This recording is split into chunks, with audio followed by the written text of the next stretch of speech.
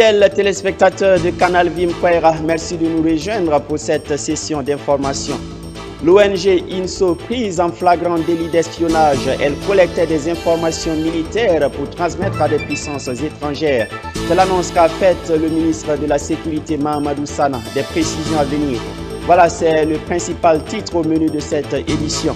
Mesdames et messieurs, bonsoir et bienvenue. Sans transition, mais alors aucune, l'ONG INSO est accusée par le gouvernement burkinabé de collecter des informations sensibles sur notre pays. De connivence avec certains burkinabés, cette structure collectait ces informations puis les transmettait à des puissances étrangères. Cette révélation a été faite par le ministre burkinabé de la Sécurité au cours d'un point de presse animé hier. Suivant le compte-rendu signé Edmond Tapsoba. Ouagadougou, le 7 octobre 2025, face aux hommes des médias, le ministre de la Sécurité a fait une révélation de taille concernant une ONG étrangère accusée de collecter secrètement des informations confidentielles sur les activités sécuritaires, administratives et politiques du Burkina Faso. Cette organisation dénommée International Ngo Safety Organization, en abrégé INSO, est soupçonnée d'espionnage et de trahison avec la complicité de certains Burkinabés. Le ministre chargé de la Sécurité, Mahamadou Sana, en a livré les détails. Depuis un certain temps, nos services suivent de près les activités d'une ONG dénommée International NGO Safety Organization, en abrégé INSO.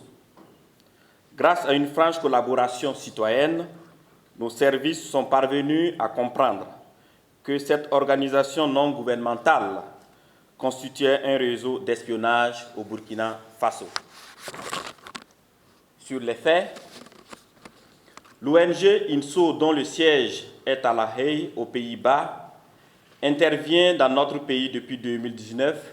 En violation de la législation en vigueur dans notre pays, cette ONG se livrait à une collecte systématique de tout type d'informations en lien avec les activités sécuritaires, politiques et administratives du pays. Ainsi, les investigations ont révélé que INSO, avec l'aide de certains de nos compatriotes, parvenait à recenser soigneusement les itinéraires, les mouvements et la composition des convois militaires et de ravitaillement des villes, censés tenus secrets dans l'intérêt de la défense nationale. Elle répertoriait systématiquement les moyens militaires déployés pour sécuriser un convoi donné, en collectant les informations sur le nombre d'éléments, de véhicules, d'armes lourdes, de motos, etc. INSO passait son temps aussi à collecter des informations sur les zones d'opération, les positions des unités, ainsi que les interventions des forces de défense et de sécurité et les volontaires pour la défense de la patrie sur le terrain. Elle parvenait même à prendre avec précision les coordonnées GPS des lieux d'accrochage des FDS avec les terroristes et les positions des incidents aux EI. Par la suite, l'ONG dénombrait le nombre de victimes après une attaque ou une opération de sécurisation. Dans ces actions illicites, INSO parvenait à s'informer sur les mouvements des terroristes dans certaines localités et sur les actes ignobles que les populations subissaient, puis dénombrait et photographiait également les victimes après le passage des terroristes dans ces localités. Dans son élan d'espionnage, INSO récoltait dans les villes des informations comme les accidents de la circulation routière, les décisions ou les problèmes de fonctionnement des délégations spéciales et les activités des services de sécurité. Ne se limitant pas au Burkina Faso, INSO utilisait ces réseaux pour collecter, à partir de notre pays, les mêmes types d'informations sur le Mali. Le ministre a également révélé les sommes considérables perçues mensuellement par les personnels de cette ONG, dont le directeur pays qui touchait 3 500 000 francs CFA. Quant à la rémunération, on peut les citer, quant à la rémunération, Le directeur pays touchait par mois 3 500 000. Son adjoint, 3 500 000, oui. Et le DAF de l'ONG, 2 400 000. Les opérationnels, les opérations managers, 2 400 000. Le DRH, 1 million. 2 400 000. Le safety advisor, 1 800 000. Le training manager, 1 800 000. Le regional analyste, parce que c'est celui qui est chargé d'analyser et de donner la lecture sécuritaire aux politiques, aux renseignements collectés. Lui, il avait 1 700 000. Le deputy safety advisor, 1 300 000. Le GIS manager ou information manager, 1 800 000. Le field monitor, 110 000, celui qui se chargeait bien sûr de gérer le plan de couverture et de collecte d'informations sur le terrain. Information officer, 800 000. Le training assistant, 730 000. Le finance assistant, 590 000. Le GIS assistant, 590 000. Le chauffeur senior, 520 000. Le chauffeur, 390 000. Le vigile, 210 000. Et la cuisinière ménagère, 390 000. Le personnel d'entretien, 210 000. Le ministre de la Communication et porte-parole du gouvernement, présent sur place, a appelé les Burkinabés à la vigilance, rappelant que tout ce qui brille n'est pas or. C'est là où nous voulons insister en lançant l'appel à la dénonciation. Le Burkinabé se caractérise par son intégrité et désormais par son patriotisme. Il n'est pas question de monnayer quoi que ce soit contre son intégrité ni son patriotisme. Alors donc je voudrais lancer un appel fort à l'endroit de tous les Burkinabés et leur dire tout ce qui brille n'est pas or. Tout ce qu'on vous propose comme avantage, comme rémunération, réfléchissez par 2 fois parce que personne n'a de l'argent à distribuer. Et comme le ministre l'a indiqué, celui qui finance, c'est contre quelque chose nécessairement. Donc il faut absolument dénoncer, rester vigilant et ne pas du tout céder à la tentation du gain facile. Avant de quitter le lieu, les autorités ont invité l'ensemble des Burkinabés à se départir de tout comportement de complicité, d'espionnage ou de trahison. Elles les ont également exhortés à exprimer leur patriotisme, à rester vigilants et à dénoncer auprès des autorités compétentes tout fait, comportement ou activité suspect émanant de toute personne physique ou morale, notamment des associations et ONG susceptibles de saboter les efforts pour un retour rapide à une paix durable dans le pays. Sans révéler davantage d'informations, une procédure judiciaire est actuellement engagée contre les responsables de l'ONG INSO, des anciens agents des forces de défense et de sécurité, ainsi que des civils, commerçants, orpailleurs, enseignants et infirmiers pour espionnage et trahison. Ils ont rappelé que pour dénoncer toute activité suspecte menaçant la stabilité du pays, les citoyens peuvent contacter le Centre national d'appel au numéro suivant 199 ou encore 68 24 44 44. La religion pure et sans tache devant Dieu notre Père consiste à visiter les orphelins et les veuves dans leurs afflictions et à se préserver des souillures du monde. Tiré de Jacques, chapitre 1, le verset 27. Eh bien, c'est le fondement de l'association Sarepta qui a officiellement lancé ses activités à Ouagadougou. Sa vision est donc de travailler à soulager notamment les veuves, orphelins et personnes démunies. Les détails avec Pinson Antoinette Beno et Yannick Kabouré.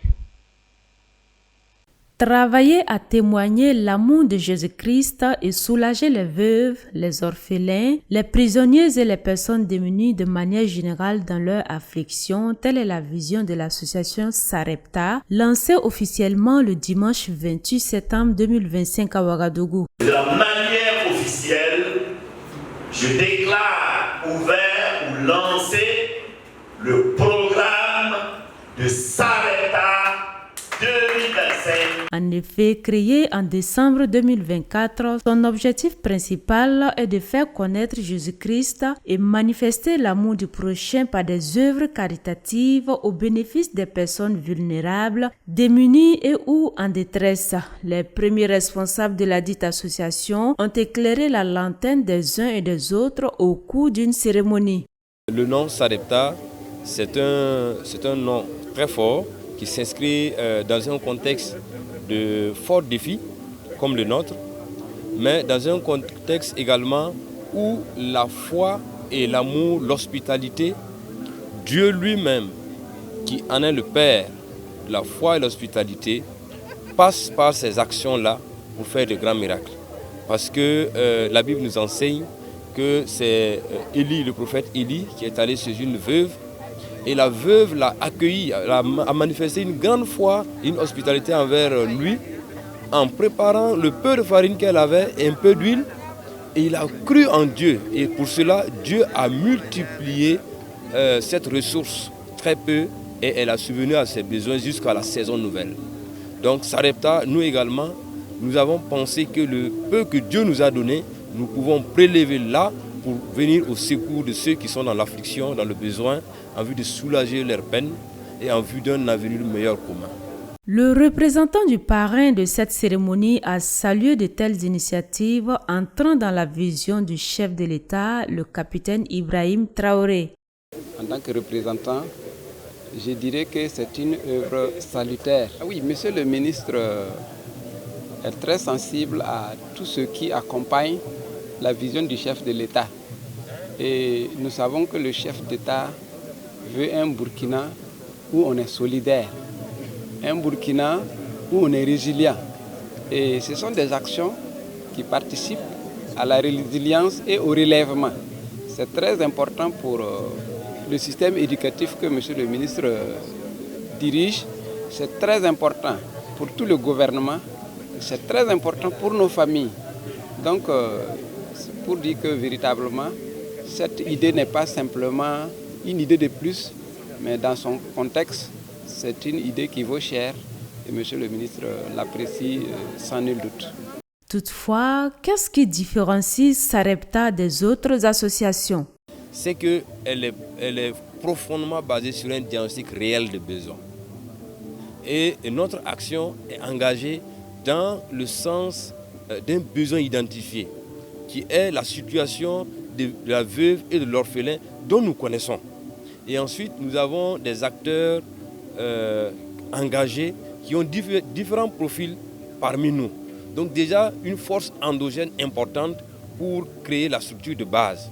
Ensuite, nous avons également le flair et nous avons les partenaires sûrs qui veulent accompagner notre association. Le docteur Jules Compaoré, qui a donné le coup d'envoi des activités de l'association Sarepta, par ailleurs orateur du jour, a encouragé les fondateurs de ce projet à prendre leur appui sur Dieu afin d'atteindre leurs objectifs et donner toute la gloire au Seigneur. Au cours de cette cérémonie, l'association Sarepta a mis en action sa vision en donnant symboliquement des vivres et kits scolaires aux personnes dans le besoin. Un soulagement pour Marie Michael. Je voudrais dire merci au Seigneur pour cette grâce, pour ce que l'association Sarepta a fait ce soir, surtout pour tout le monde et pour moi particulièrement. J'ai bénéficié des cadeaux et je suis très content. Je voudrais aussi demander à Dieu de bénir les fondateurs de cette association afin qu'ils puissent aller très loin dans leurs activités, dans la grâce et dans la paix du Seigneur. Il faut souligner que l'association Sarepta est le fruit de chrétiens nés de nouveau qui ont reçu un appel de la part du Seigneur et Sauveur Jésus-Christ de manifester les œuvres de leur foi en assistant les personnes en difficulté au Burkina Faso, en Afrique et partout dans le monde. Apolitique, confessionnel de type évangélique, son siège est à Ouagadougou. Tout autre chose à présent dans ce journal, une dizaine de journalistes venus de divers horizons ont été initiés à l'école du pied-botte congénital. Le docteur Faisal Oubda et son équipe ont présenté aux hommes et femmes de médias les caractéristiques de cette maladie congénitale tout en évoquant son traitement. Abibalaï Bourema, qui a été de la rencontre, nous en fait le compte-rendu dans cet élément. Mais quand je vais ramener cette partie-là devant, le talon va s'aligner tout seul et se bouger tout seul. Vous voyez, il bouge tout seul, n'est-ce pas? Un cours de sciences dispensé ici, non pas aux élèves ou aux étudiants, mais aux hommes et femmes des médias au sein de l'hôpital protestant Chifra. En effet, le manager national du programme Piedbot Hop Walks Burkina a tenu pour la toute première fois une formation des journalistes sur le piedbot congénital. Objectif de la rencontre, permettre aux journalistes de comprendre le piedbot congénital, ses causes et traitements, et de mener une communication de sensibilisation autour de cette malformation congénitale. Alors, il faut dire que dans le domaine du piedbot, sensibiliser et passer l'information à la population, c'est quelque chose de très important. Donc, nous avons jugé bon de réunir en fait les journalistes qui sont des hommes de médias pour les outiller, les équiper, à d'abord reconnaître le piedbot congénital, savoir ce que c'est et ensuite pouvoir relayer l'information au sein de la communauté. Parce que ceux qui naissent avec le piedbot et leurs familles sont souvent stigmatisés, ils sont souvent rejetés et certains même ne sont pas au courant qu'il existe un traitement pour cette pathologie-là. Donc à travers cette formation, c'est la stigmatisation qui va diminuer lorsque l'information va être relayée au sein de la communauté. C'est également l'accès aux soins de ces enfants-là qui va être augmenté parce que toute la population burkinabé, nous l'espérons, va recevoir l'information sur le traitement du piedbot qui est gratuit dans nos centres. Il a fallu qu'ils suivent des patients. Chaque année, sur le plan mondial, 280 000 à 200 000 enfants naissent avec les piedbots congénitales, dont 90% sont visibles dans les pays à faible revenu ou à taux de natalité élevé. Au Burkina Faso, par exemple, si on rapporte à la population, on aura 1000 cas de piedbot chaque année. À voir le taux élevé de cette malformation qui se développe au cours de la grossesse, les journalistes qui ont pris part à cette formation s'engagent à travers leurs microphones et caméras à aider pour la prise en charge des enfants atteints de cette malformation. Le piedbot, c'est une maladie très peu connue. Pour partager mon expérience, je sais que j'ai déjà rencontré des cas comme ça il y a plusieurs années, mais ne sachant pas forcément de quoi il s'agit. Aujourd'hui, après cette formation, on se rend compte que c'est une maladie qui est avérée et qui se soigne. Il y en a qui évoquent des cas mystiques, des raisons mystiques, qui évoquent des raisons spirituelles pour qualifier cette maladie. Et donc cette formation est vraiment nécessaire. Et en tant que femme de médias, c'est avec un grand intérêt que je note les informations et que je vais forcément, en rencontrant d'autres cas, je vais passer l'information. Aujourd'hui, on a réellement été outillés, on a eu des informations qui nous permettront, nous, en tant que journalistes, de pouvoir sensibiliser nos téléspectateurs, nos auditeurs et nos lecteurs, afin que les gens puissent avoir assez d'informations sur cette pathologie dégradante. Voilà. Donc, nous, à notre tour, on s'engage à être des relais d'informations auprès de la population afin de leur donner plus d'informations sur cette maladie qui est invalidante, on peut le dire, voilà, et qui sévit sur le Burkina. Voilà. D'après les informations que nous avons reçues, chaque année, il y a plus de 1000 personnes qui sont touchées par cette maladie. Donc il faudrait que nous, en tant qu'hommes de médias, on puisse maximiser sur la sensibilisation de la population afin que cette maladie soit bien connue et que les parents qui hésitent toujours à amener les enfants dans les centres de santé puissent le faire afin que la prise en charge soit très tôt, ce qui permettra aux agents de santé de pouvoir éradiquer la maladie dans notre contrée. Au cours donc de la formation, le facilitateur a donné les différents signes pour reconnaître le piedbot congénital. Et c'est une malformation congénitale qui concerne le pied. Et le pied va être tourné à l'intérieur et vers le bas. Donc les orteils qui devaient être tout droits, vous allez voir que la partie antérieure du pied, y compris les orteils, sont tournés vers l'intérieur. Et dans certains cas, dans la moitié des cas, c'est les deux pieds qui sont concernés. Dans l'autre moitié des cas, c'est un seul pied qui est concerné. Et vous allez voir que cette pathologie-là touche autant les garçons que les filles, mais nous avons plus de garçons, 60%, et 40% de filles. Et il y a 4 déformations caractéristiques qui permettent à l'agent de santé d'identifier et de reconnaître le pied-bot congénital. Vous avez le cavus qui est l'arche du pied qui est accentuée. C'est comme si le creux du pied là est augmenté. Vous avez l'adductus où les orteils et l'avant-pied sont déviés vers l'intérieur au lieu d'être tout droit. Et vous avez le varus du talon où le talon également à l'arrière-pied est dévié vers l'intérieur. Et enfin, vous avez l'équin où lorsque vous regardez le talon du pied de l'enfant, le talon est surélevé et les orteils pointent vers le bas, comme entre guillemets les sabots d'un cheval. Voici comment on peut définir le pied-bot et décrire comment le reconnaître. Le traitement pour guérir d'un enfant de pied-bot congénital dure de 0 à 5 ans. À l'hôpital Processant Chifra ou dans ses différents centres de santé partenaires à travers tous les pays, la prise en charge qui est de 520 000 francs CFA pour 5 ans est entièrement gratuite. Alors, le pied-bot se soigne par la technique dite de Ponseti, qui est ce médecin-là qui a créé la technique qui permet de soigner ses enfants avec une efficacité de 95%. Alors, nous allons utiliser d'abord une série de plâtres chaque semaine. Chez le bébé, par exemple, parce qu'on commence le traitement dès les premiers jours de vie, si l'enfant est en bonne santé, alors on va commencer les plâtres chaque semaine et les changer. Au bout de 4 à 6 semaines, on va faire une petite opération chirurgicale qui se fait en ambulatoire sous anesthésie locale, pas besoin d'hospitaliser l'enfant. 90% de ces enfants vont recevoir leur ténotomie du tendon d'Achille. Ça se fait à travers la peau, pas besoin de suture. Et à la suite, on met un dernier plâtre pour 3 semaines, avant maintenant que l'enfant ne commence à porter ce que nous appelons les attelles d'abduction, qui sont des chaussures orthopédiques qui vont permettre de maintenir la correction qu'on a obtenue à travers les plâtres et la ténotomie. Et on va faire ce maintien à travers ces chaussures orthopédiques-là en donnant des rendez-vous aux parents. Ça peut être chaque 3 mois et lorsque l'enfant grandit, on va à chaque 6 mois et on va contrôler jusqu'à ce que l'enfant ait l'âge de 5 ans où on est sûr qu'il n'y aura plus de récidive. Ça veut dire que le pied-bot ne va plus revenir en arrière. On déclare l'enfant complètement guéri du pied-bot congénital. Voici comment on traite le pied-bot à travers la technique de Ponseti. L'enfant va recevoir... Le pied-bot congénital entraîne un handicap s'il n'est pas soigné. Les difficultés pour la prise en charge des enfants nés avec cette malformation est que dans certains milieux, la malformation congénitale est vue comme une malédiction des ancêtres que personne ne doit soigner.